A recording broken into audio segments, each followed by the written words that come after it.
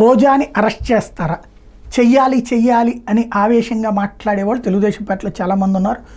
బేసిక్గా వల్లభనేని వంశీ, కొడాలి నాని వాళ్ళు భాష దుర్భాషలాడటమో లేకపోతే కుటుంబాన్ని గురించి మాట్లాడారో అంటే వాళ్ళ మీద ఆగ్రహం ఉందంటలో అతిశయక్తి లేదు.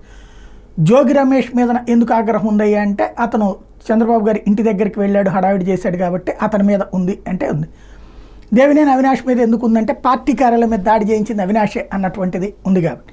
రోజా ఏం చేసింది అంటే బాలయ్య గురించి అయినా మొహాట్లు ఏమైనా మాట్లాడుద్ది, లేకపోతే లోకేష్ గురించి కానీ వీళ్ళ గురించి మాట్లాడదు. అయితే దుర్భాషలు ఎప్పుడు ఆడదు, సెటైర్లు వేస్తుంది. కానీ ఒక ఆడది సెటైర్లు అయితే నచ్చదు, ఆడది రాజకీయం చేస్తే మనకు నచ్చదు. వ్యక్తిత్వ హననం చేస్తాం. ఇదివరకు అనిత విషయంలో వీళ్ళు చేసినటువంటిదే ఇప్పుడు రోజా విషయంలో చేస్తారు. అంతకుముందు సాధినేని యామిని ఫేస్ చేసిన ఇట్లా మనకేంటంటే ఆడవాళ్ళంటే ఒక చులకన, వాళ్ళని గురించి చాలా దుర్మార్గమైనటువంటి భాష మాట్లాడడం మనకి సహజ సిద్ధమైన అలవాటు.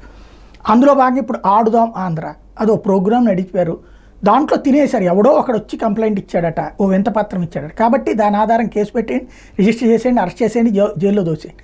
ఏం జరుగుతుంది? నోటీస్ ఇస్తారు, డైరెక్ట్గా మంత్రి వెళ్ళి దాంట్లో తీసుకుంటారా? దాంట్లో జరిగేది ఏంటి? టెండర్ ప్రకారం జరిగిందా లేదా విచారణ చేయాలంటే ఏం చేయాలి?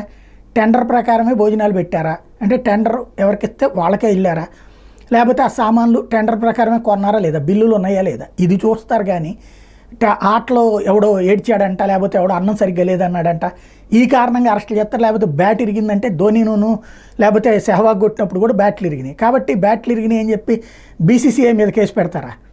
అలాంటి విచిత్రమైనటువంటిది. అంటే ఇప్పుడు ఏంటంటే ఒక నెగిటివ్ సృష్టించడానికి ఏమైనా మాట్లాడతాం, ఏమైనా చేస్తాం అనేటువంటి రూట్లో నడుస్తుంది. రోజాని అరెస్ట్ చేస్తే సంచలనం అవుతుంది, చూద్దాం ఏం చేస్తారన్నది.